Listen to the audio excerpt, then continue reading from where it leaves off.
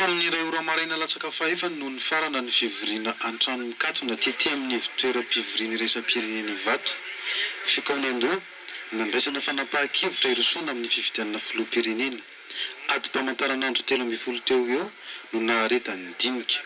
20 ny mpandray anjara tonga nanohina ny antso, ahitana n'ireo nanosony nitondro zotra, ny ankolafy efatra, miampy ireo filohan'ny androm-panjakana, ankoatra ireo andray anjara amin'ny fifidianana. Ny filohan'ny FFM, ny filohan'ny CSC, ny filohan'ny filan-kevy miaramila momba ny fiarovam-pirenena na CMDN, ny ministry ny folo alin-da, ny ministry ny filaminana anatiny ary ny sekreteram-panjakana miadidiny zandarmaria pirenena no nitarika ny fivoriana. Tamin'ny pirana ina no nizoran'ny fikonan-doha ary hita fa samy namoseho fitiavan-tandrazana avokoa ny zaika. Nanjaka ny fihavanana na mampiavaka ny malagasy ary ny faniriana dia mba hitondra vahaolana ivoahana izao krizy mampikasika firenena efa taon'izao ny asa atao. Ny omby iray mandry nefa moa no tsindreny foana noho izy ny oabolan-drazana. Ho arak'izany dia mbola nisy ihany ireo izay tsy nanao nosonia ny fanarahana. Arisan'izany ny ankolafy Ravalomanana, ny ankolafy Ratsiraka ary ny ankolafy Zafy.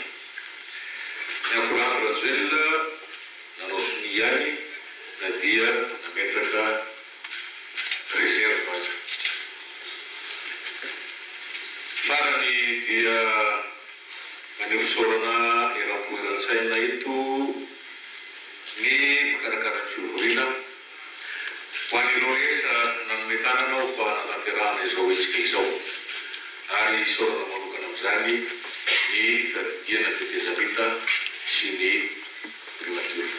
Hatolotra ny CES ny fanapahan-kevitra teto, afaka 2 andro raha ela indrindra no iandrasana ny fanavonana izany.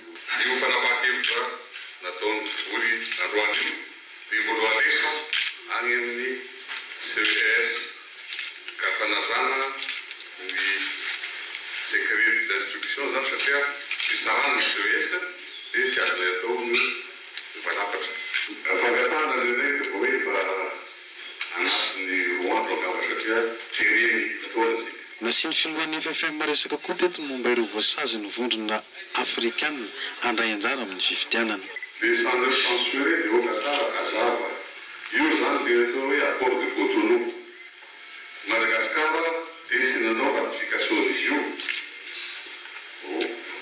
Dikan'izay zany tsy miantra amintsika zany io accord de Cotonou io. Malagasy sy malagasy no mifampiresaka eto ka antenaina fa hitondra vahaolana lehibe ho amin'ny famanany olana eto amintsika izao dinika izao.